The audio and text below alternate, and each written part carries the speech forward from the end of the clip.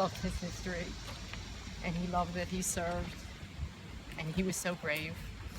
When you get back to the house, Brett has been compiling his letters in these big volumes so that they're not just stuck in a Budweiser box, but that we can leaf through them when you come to the house and read them.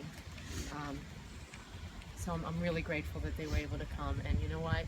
I really learned something this morning, because we're all so busy and we run around and we try to fit everybody in and all that stuff. And these guys took the time and said, you know what? This is what's really important. We don't have to be anywhere.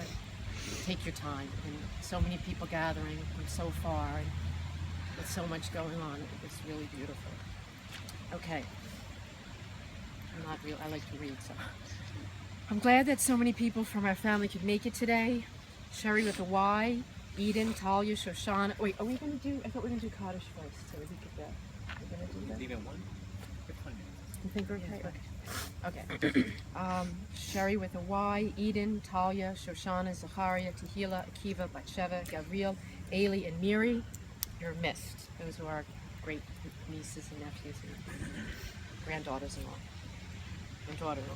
For anyone who may not know, an unveiling is the name for the dedication of the headstone at the grave of a loved one. The dedication has its origins in the biblical story of Jacob, who erected a memorial pillar for his wife Rachel following her death, as is written in Genesis.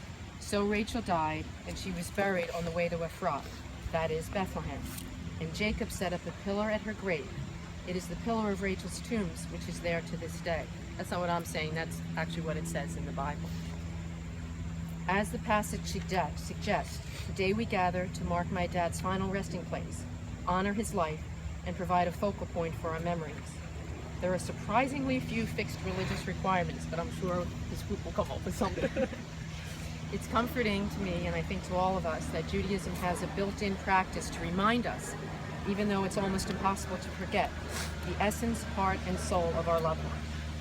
Today, that's my mother's beloved, my cherished father, David and both Sherry's father-in-law, the Grand's loving Poppy, the Great's adored great-grandfather, and family friend of our neighbors who came to help make the minyan.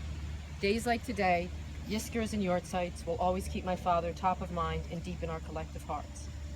My dad's funeral a year and a half ago was an outpouring of love, affection, and explanation of who he was and who he will always be to all of us, expressed by Mom, his children, 10 grandchildren, and even a few great-grandchildren, one of whom is here today. My only wish is that my father could have been there to hear it all. He would have loved knowing that he made what he would refer to as an impact.